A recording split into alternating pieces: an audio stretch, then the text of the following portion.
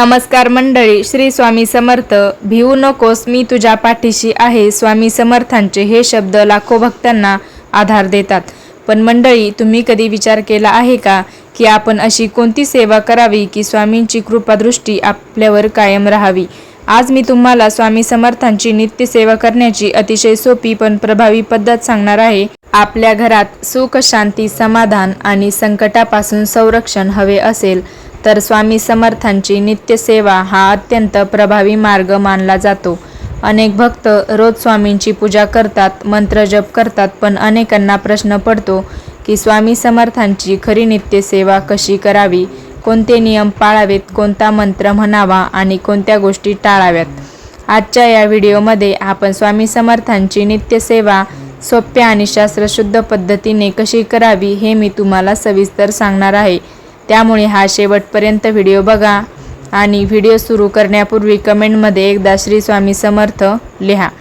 स्वामी सेवा का करावी? तर मंडळी, स्वामी समर्थ हे दत्तावतार मानले जातात. त्यांनी लाखो भक्तांच्या जीवनात चमत्कार घडवले आहेत. स्वामी म्हणायचे, भिवू नकोस, मी तुझ्या पाठीशी आहे. हे फक्त वाक्य नाही तर प्रत्येक भक्तासाठी दिलेला आशीर्वाद आहे. ज्यांच्या जीवनात सतत अडचणी, आर्थिक संकटे, मानसिक ताण, घरातील कलह किंवा आजारपण असेल त्यांनी श्रद्धेने स्वामींची नित्य सेवा सुरू करावी. सकाळची सुरुवात कशी करावी? तर सकाळी उठल्यानंतर सर्वप्रथम स्वामींचे स्मरण करा.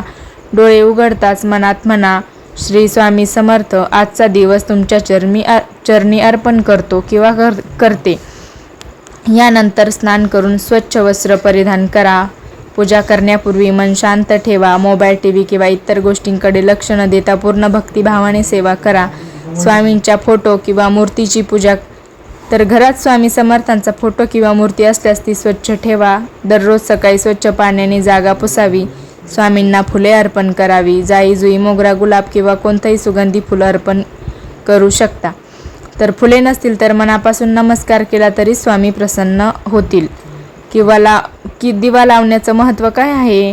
तर स्वामींच्या समोर सकाळी आणि संध्याकाळी दिवा लावावा. तुपाचा किंवा तिळाचा, तेलाचा किंवा आपलं जे तेल असेल त्याचा दिवा लावावा. आणि दिवा लावताना म्हणा, दीपज्योती परब्रह्म, दीपज्योती जनार्दन, दीपो हरतु मे पाप, दीपज्योती नमस्तुस्ते.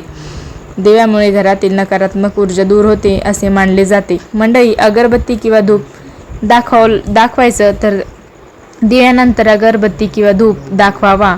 सुगंधामुळे वातावरण पवित्र होते. धूप दाखवताना मनात स्वामींचे नामस्मरण करत राहावे.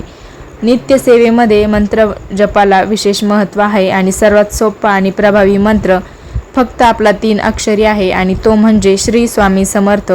हा मंत्र तुम्ही 11 वेळा किंवा 21 किंवा 108 वेळा आपल्या क्षमतेनुसार आपल्याला जसं जमल तसा तुम्ही म्हणू शकता. जप करताना मन एकाग्र ठेवण्याचा प्रयत्न करा. मंडळी, तारक मंत्राचा म्हणजे काय महत्त्व आहे? तर स्वामी भक्तांमध्ये अत्यंत प्रसिद्ध असलेला तारक मंत्र, निशंक हो, निर्भय हो, मनारे, प्रचंड स्वामी बळ पाठीशी रे. हा मंत्र रोज म्हणल्याने मनाला धैर्य मिळते. अनेक भक्तांच्या अनुभवानुसार या मंत्रामुळे मानसिक शांती लाभते. स्वामी चरित्र वाचन कसं करायचं? तर दररोज काही वेळ स्वामी चरित्र वाचावे. पूर्ण अध्याय वाचणे शक्य नसेल तर 1-2 पाने जरी वाचली तरी चालतात. चारित्र्य वाचनामुळे स्वामींच्या लीलांचे ज्ञान मिळते आणि श्रद्धा वाढते. मंडळी, स्वामींना मोठमोठ्या पूजा किंवा खर्चिक विधींपेक्षा भक्तिप्रिय आहे. काम करताना, स्वयंपाक करताना, प्रवासात किंवा रिकाम्या वेळेत सतत म्हणत राहा, श्री स्वामी समर्थ. हे नामस्मरण खरी सेवा आहे. तर स्वामींना साधा नैवेद्य चालतो. साखर, खडीसाखर, दूध, फळे किंवा घरातील शिजलेले अन्न अर्पण करू शकता. नैवेद्य दाखवताना म्हणा, हे स्वामी, हे अन्न तुमच्या चरणी अर्पण करते किंवा करतो. तर गुरुवारी विशेष सेवा करायची, ती म्हणजे गुरुवार हा स्वामींचा दिवस मानला जातो. या दिवशी पिवळी फुले अर्पण करा. बेसन लाडू किंवा पेढ्याचा नैवेद्य दाखवा. तुमच्या ऐपतीनुसार जसं असेल तसा नैवेद्य दाखवायचा. स्वामी चारित्र्याचे वाचन करा. गरिबांना अन्नदान करू शकता. आणि स्वामी समर्थांची नेहमी दया आणि सेवेला महत्त्व दिले स्वामींनी. तर आपल्या क्षमतेनुसार एखाद्या गरजू व्यक्तीला अन्नदान करा. ही देखील स्वामी सेवा मानली जाते. तर कोणत्या चुका टाळायच्या आहेत? तर पूजा करताना घाई करू नका. भक्त संकटातच स्वामीचे स्मरण करू नका.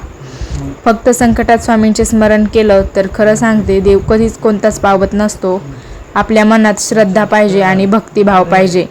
अंधश्रद्धा आणि भीती पसरवू नका, दुसऱ्यांचा द्वेष करू नका, अहंकार बाळगू नका, खोटे बोलणे आणि अन्याय करणे टाळा. स्वामींची खरी सेवा कोणती? तर मंडळी, अनेकांना वाटते की मोठे यज्ञ, पूजा किंवा खर्च केल्याशिवाय सेवा पूर्ण होत नाही. परंतु स्वामींना सर्वात प्रिय आहे प्रामाणिकपणा, दयाळूपणा, सत्य, श्रद्धा आणि नामस्मरण. ज्यांच्या मनात श्रद्धा आहे त्यांची सेवा स्वामी स्वीकारतात. स्वामींचे भक्त अनुभव सांगतात की नियमित नामस्मरणामुळे त्यांच्या जीवनातील अडचणी कमी झाल्या. काहींना मानसिक शांती मिळाली, काहींना योग्य मार्गदर्शन मिळाले, तर काहींना संकटातून बाहेर पडण्याची ताकद मिळाली. यामागे श्रद्धा, विश्वास आणि सकारात्मक विचारांची शक्ती असते. तर संध्याकाळची सेवा कशी करायची? तर संध्याकाळी पुन्हा एकदा दिवा लावा, स्वामींची आरती म्हणा, आरतीनंतर कुटुंबासह काही मिनिटे नामस्मरण करा. यामुळे घरात सकारात्मक वातावरण निर्माण होते. आणि झोपण्यापूर्वी स्वामींना नमस्कार करा, दिवसभरातील चुका मान्य करा आणि प्रार्थना करा. हे स्वामी, माझ्याकडून झालेल्या चुका क्षमा करा, उद्याचा दिवस मंगलमय करा. मंडळी, स्वामी समर्थांची नित्यसेवा करणे म्हणजे केवळ पूजा करणे नव्हे, तर आपल्या जीवनात चांगले विचार, चांगले आचरण आणि सतत नामस्मरण ठेवणे आहे. लक्षात ठेवा, स्वामींना मोठेपणा नको, भक्ती पाहिजे. श्रद्धा आणि विश्वासाने केलेली छोटी सेवा देखील स्वामींना प्रिय असते. म्हणून आजपासून नित्यसेवा सुरू करा आणि स्वामींचे नाम सतत घ्या. भिवू नकोस, मी तुझ्या पाठीशी आहे, हा मंत्र म्हणत राहायचा किंवा श्री स्वामी समर्थ असंही म्हणू शकता. जर व्हिडिओ आवडला असेल तर लाईक करा, शेअर करा, चॅनलला सबस्क्राईब करा आणि कमेंटमध्ये श्री स्वामी समर्थ लिहायला विसरू नका. धन्यवाद.